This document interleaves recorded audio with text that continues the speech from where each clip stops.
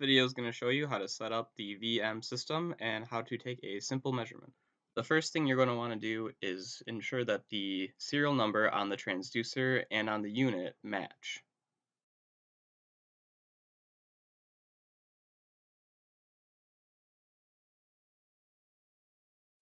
Next, connect the unit to power and plug in the transducer cable.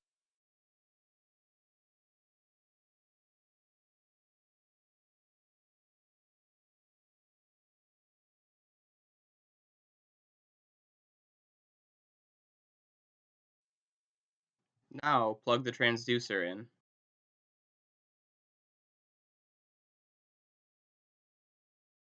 Once everything's plugged in, power on the unit.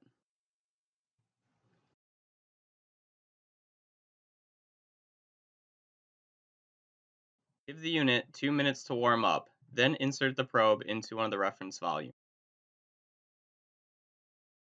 Use the rocker switch labeled offset to adjust the displayed volume until it matches what's printed on the reference volume.